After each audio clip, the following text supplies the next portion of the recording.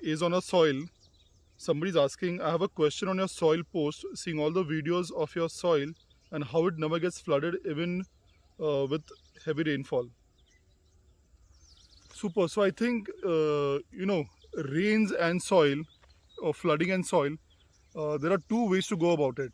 One is the water drainage system around your farms, the infrastructure around your farms, and the other is soil management in your farms. Now, water drainage system, you should know your farm plot well. What the slope is, where all should you remove drainages. You should have trenches around your farm, around each plot, so that when it rains, the water drains off from your farm. Now, apart from, there's also a problem if water stays back into the soil. For crops like papayas, for crops like pomegranates, if their roots are in water for a long period of time, they start dying. So it is very important that you have a proper drainage system in your farms. I'll show you some of the trenches that we've dug. But what we've done is, around each plot, from all four sides, we have these half feet trenches, and the water gets drained from there.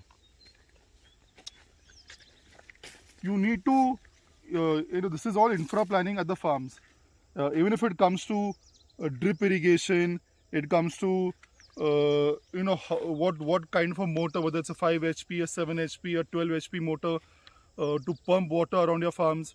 It's all going to be designed uh, depending on what the inclination, what the slope of your farms is. I'll show you the trenches.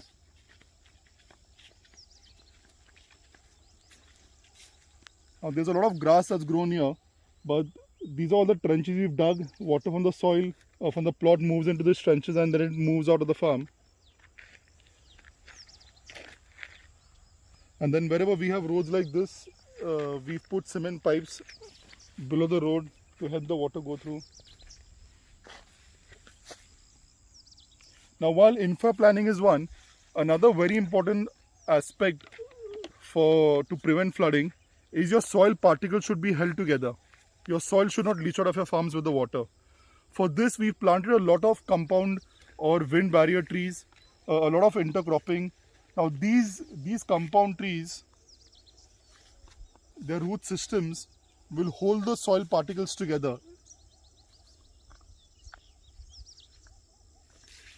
It's a holistic solution. It's not one particular practice that we're following which allows us or which helps us to do this, but it's a number of practices.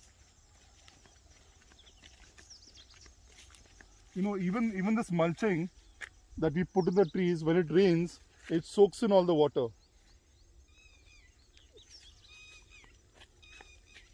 As you can see here,